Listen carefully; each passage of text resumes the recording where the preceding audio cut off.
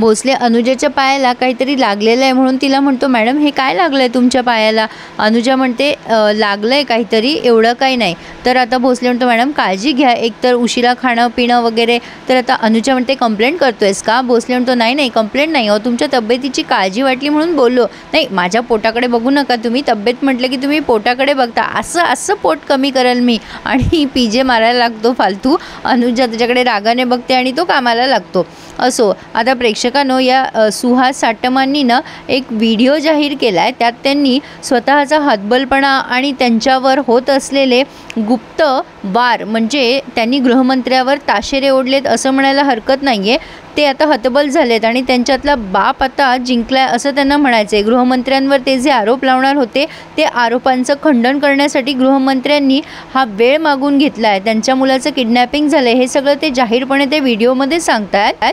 आणि त्यांनी सदर या व्हिडिओमध्ये पहिल्या भागात लोकांची माफी मागून घेतली आहे की मी तुमची माफी मागतो, राजकीय नेता म्हणून मी सध्या तरी हारलो आहे आणि बाप म्हणून सध्या मला माझ्या मुलाची काळजी करावी लागणार. पुढच्या दृश्यामध्ये आपण बघतोय की मोहिनीने भोसलेला कॉलबॅक केला आहे आणि भोसले तिला हय असं म्हणतोय. असो, तर आता मोहिनी म्हणते, अरे मगाशी ना जरा भांडण सुरू होतं घरामध्ये. अरे माझी भाची रे रिद्धी, तिला मॅथ्समध्ये कमी मार्क्स पडलेत त्यामुळे ताई जरा चिडली. तिचं चिडणं ऑब्वियस आहे, पण त्या दोघींमध्ये त्यामुळे जरा वाद झाले आणि रिद्धी चिडायला लागली आणि रडायला पण लागली. आता भोसले म्हणतो, अरे बापरे. आता ही त्याला म्हणते की तिला ट्युटर शोध म्हणून एखादा. नाही तुला मी म्हणत नाही आहे, एकदम शांत बसू नकोस, नाही असेल कोणी तर सांग, तर तुझ्या ओळखीतला. भोसले म्हणतो, हो मी शोधतोय. तेवढ्यात अनुजा मागणं आवाज देते की हा अजूनही एवढ्या वेळ फोनवर बोलतोय.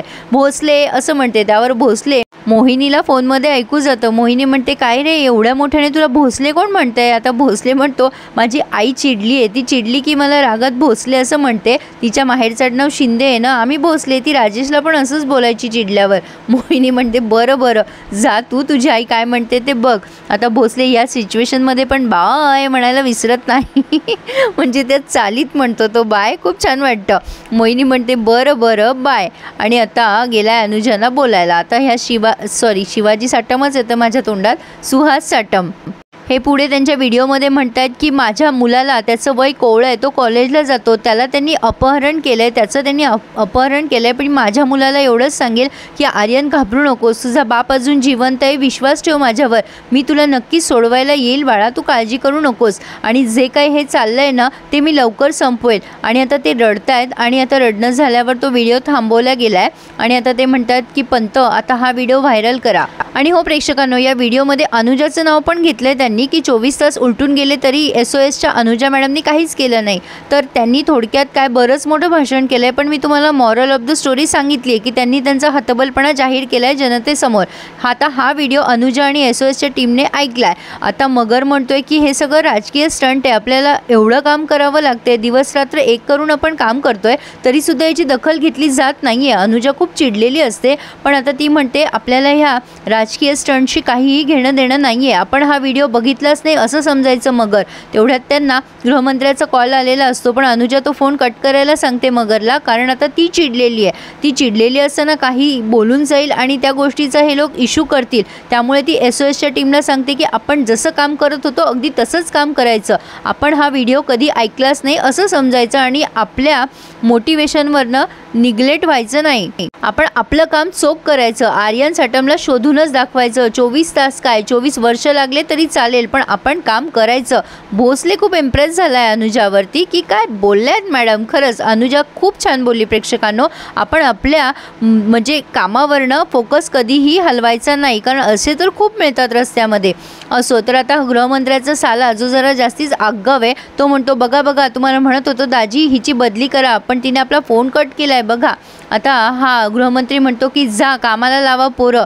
आता हा पुन्हा खात्री करतो आणि म्हणतो आपण नाही ना किडनॅप केलं त्या पोराला, आणि ते गृहमंत्री त्याच्याकडे रागाने बघताय.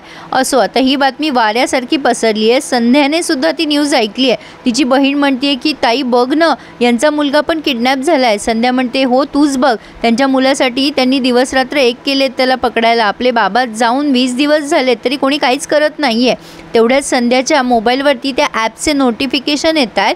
तिची बहीण म्हणते तुला या ॲपमध्ये काही सापडलं का ताई? संध्या म्हणते अजून काही नाही, पण मी ते गेम खेळायला सुरुवात केली आहे, बघू काही धागेदोरे मिळत आहेत का.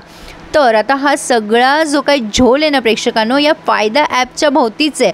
आता ही अनुजा म्हणते की आपण सुरुवातीपासून सगळं काही रिपीट करूया. आता ह्यांनी सगळे एक एक त्यांचे पॉईंट रिपीट केले आहेत. आता अकबरपासून ते पूर्ण ह्या बँकेवाल्याला पकडण्यापर्यंत आता त्या बँकेवाल्याकडनं एक रेखाचित्र आखण्यात आलं आहे आणि ते सर्क्युलेट करा असं अनुजा सांगते आहे. भोसले म्हणतो की नेमकं आपल्याला आता म्हणजे सोर्सेस वापरावे लागतील, ते मी वापरू का? अनुजाची परमिशन घेतो तो खबरी वापरण्यासाठी. टेक्निकल टीमचे ते सर आहेत, ते म्हणतात की अनुजा मॅम हे बघा, त्या आर्यनचा मी मोबाईल रिट्रीव्ह करायचा प्रयत्न करतोय पण 2 दिवस लागतील. पण त्याच्या मोबाईलमध्ये काही ॲप्लिकेशन सापडले आहेत, त्यातलं महत्त्वाचं ॲप्लिकेशन म्हणजे फायदा ॲप. भोसले ते बघतो आणि म्हणतो फायदा ॲप, आणि आता ही फार मोठी लीड मिळणार आहे यांना प्रेक्षकांनो. तर आता अनुजाने सगळा रिपोर्ट गृहमंत्र्याला केला आहे, पण तो गृहमंत्री तिच्यावर वचावचा ओरडतोय कारण की तिने फोन कट केला. आता अनुजा म्हणते सर मी कामात होते. आता हा गृहमंत्री म्हणतो आम्ही पण कामधंदे सोडूनच हे सगळं करतोय ना, तुम्हाला काही कळतं का? बाई माणूस आहे म्हणून सोडून देतोय. तुम्ही जर दुसरं कोणी असता ना तर मग तुम्हाला कळलं असतं की हा गृहमंत्री काय चीज येते. अनुजाला धमकवत होतो की तिने जर पुन्हा फोन उचलला नाही तर जंगलामध्ये तिची बदली करेल. आता अनुजा म्हणते सर मी कामात होते आणि मला तुमचे राजकीय स्टंट वगैरे काही समजत नाही. पण आता तो म्हणतो पण काय, पण हे सगळं आमच्यावर शेकलंय ना, त्याचं काय करायचं? अनुजा म्हणते बरं झालं तुम्ही विषय काढलात, म्हणजे तुम्हीच काढलात सर, कारण की तुमची जर चौकशी करावी लागेल तर तीही मला करावीच लागणार आहे. आय एम सॉरी टू से. तर आता हा म्हणतो काय सांगतायत तुम्ही, जोक मारताय का? म्हणजे गृहमंत्र्याला असं वाटतं की ही याची कसं काय चौकशी करू शकते. अनुजा म्हणते सर सॉरी, पण आमच्या ड्युटीचा भाग येतो. मी तुम्हाला सांगितलं मला जोक वगैरे नाही करतायत आणि मस्करी तर मुळीच नाही. त्यामुळे तुम्ही तयार राहा, जर चौकशी करायचं काम पडलं तर आम्ही ते देखील करू. आमचं काम आम्ही चोख करू सर. तर आता गृहमंत्र्याचं डोकं खराब झालं आहे की एकतर त्याने म्हणजे तो एक्सपोज झाला आहे. थोडक्यात काय की तो सुहास साटम गेलाच आहे मीडियामध्ये याच्या विरुद्ध, आणि आता टेन्शन आलं आहे या गृहमंत्र्याला की करावं तर काय करावं. पण आता याच्या साल्याने काही कार्यकर्ते जमवलेत राडा करण्यासाठी, आणि अनुजा ते जाता जाता ऐकते आणि तो साला अनुजाकडे रागाने बघायला लागतो. तर इथे हा रिव्ह्यू त्यांनी पूर्ण केला आहे. पुढे आपण बघतोय की भोसलेने त्याचे सोर्सेस कामाला लावले. त्यातला पहिला सोर्स म्हणजे खबरी मावशी. खबरी मावशीकडे तो गेला आहे, पण दुर्पी येऊन सांगते की खबरी मावशी घरी नाही आहे. आता कुठे गेली काय गेली हे आपल्याला नंतरच कळेल, पण काहीतरी सरप्रायझिंग न्यूज आहे असं दिसतंय भोसलेचा चेहरा बघून तरी. आता अनुजा भोसलेवर चिडते आणि काहीतरी त्याला लीड देते चिडत चिडत. काय ती पण उद्याच कळेल. तर कसा वाटला प्रेक्षकांनो रिव्ह्यू मला नक्की कळवा, आणि प्लीज रिव्ह्यूला लाईक करायला विसरू नका आणि चॅनल सबस्क्राईब करायला सुद्धा. धन्यवाद.